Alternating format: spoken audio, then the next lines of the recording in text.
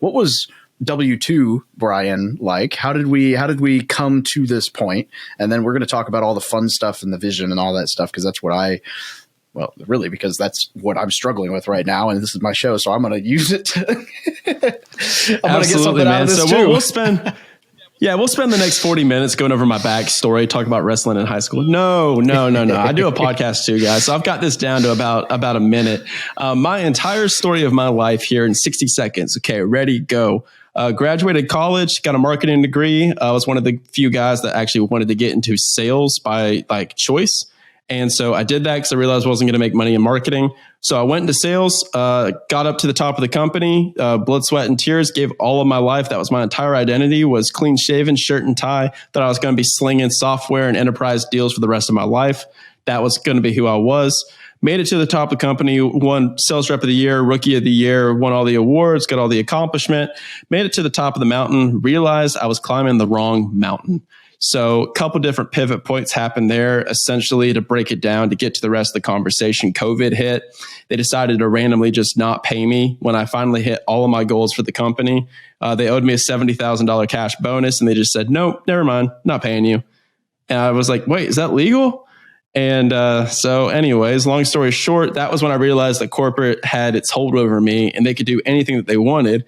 And so I said, if I'm the type of guy that can work this hard and I have this work ethic and I have this skill set, might as well do it on my own. So instead of making other people rich, I'll make myself rich.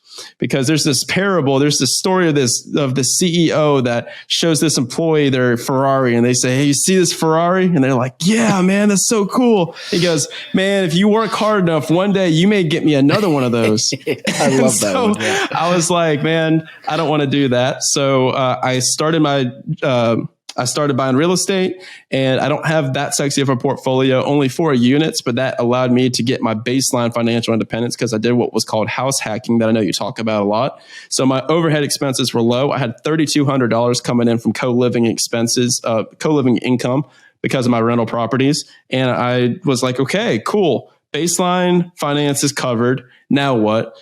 Started a podcast, wasn't intending to make revenue from it. Ended up making revenue from it, popped that on top of there. And I was like, okay, I'm cooking now. So in March of this year, I left that W-2 position and I said, I'm going to go travel around the world. And July 6th, hopped on a one-way flight. And I've been in Southern United States, so I haven't really traveled before this. So it's been a hell of a ride over the last couple of months. A lot of self-discovery. Dude, so this was your first time out of the country? I've been out of the country. I went to Italy one time for a week, because back then it was 2 weeks of PTO, right? So I was like, I'm going to go to Italy for 7 days and come home. And that was like the grandest adventure of my life to that point. And, Mexico a couple of times, but just like normal white boy, Southern America stuff, like white bread travel. But now, no, we've really committed to it. And I went into this trip to really push past my comfort zone and really ask the question, what does the 8-figure version of Brian Luebben look like? Who is that guy? What questions does he ask? Who does he hang out with? What does he do? What are his habits and his routines? And so what I do every day is I try to bring that version of that guy into my present day reality and try to reinforce that identity through the actions that I take. And so my goal was to do this trip and get in touch with that version of me in the future and bring him present. And I feel like I did a pretty good job of accomplishing that. So now we're rocking and rolling, and I started a media company, and that's what I'm growing. Dude, that's a really cool way to think about that. And I love when people phrase things this way, like instead of saying, oh man, I'm stuck between, should I go this way or this way? Asking the question, like, what would a billionaire do? Would a billionaire go, like framing questions in different ways? So you're asking the exact same question, but you're like tricking your brain into thinking differently. I hadn't actually thought about it from the mindset of like, who is 8-figure Dave? Like, who is that guy?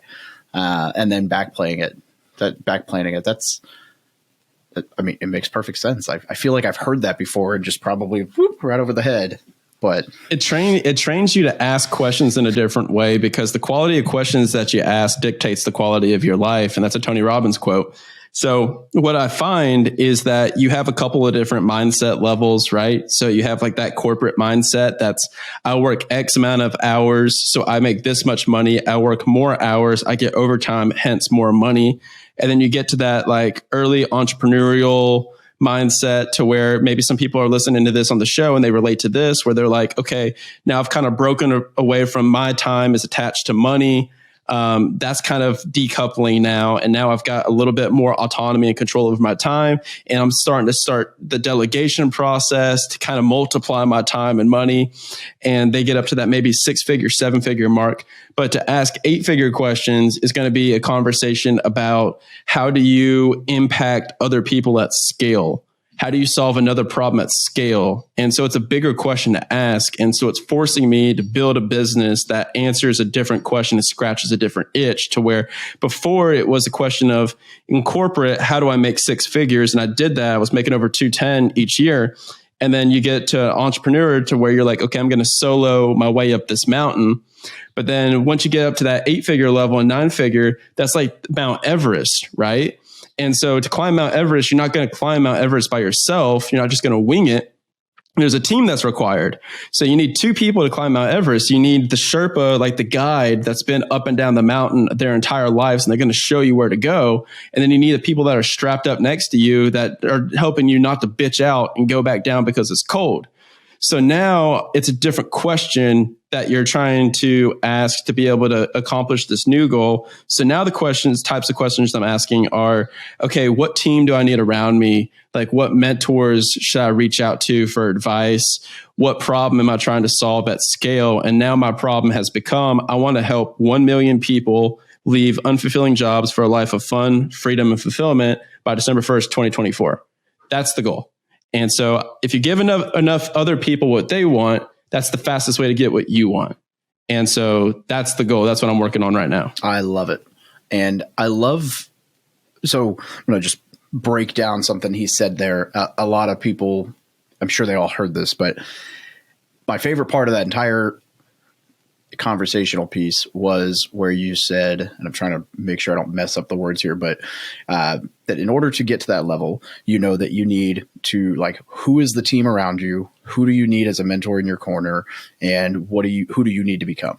And I think what's important about that is that those are the questions you're asking, right? You talk to a lot of people who are like, oh, I want to be successful. And like the first thing they think of is like, how much money do I need to raise? Like it's the hows, right? Or the like, how does this work? How does this do whatever? But it's funny because I'm really looking into exploring the idea of getting into development for bigger development projects in real estate, because I'm trying to find that thing that excites me.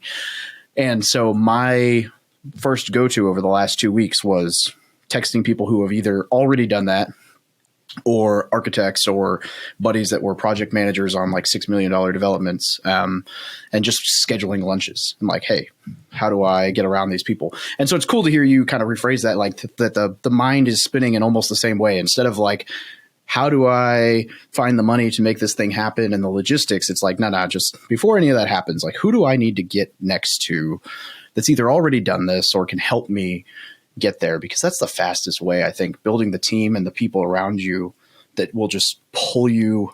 I don't know. It's such an easy thing to like internalize when you think of it from like a coach. You said you're a football guy. So like from a coaching standpoint, it's like, you want to be a quarterback for like the NFL? You should probably get around quarterbacks from the NFL or somebody who's coached them.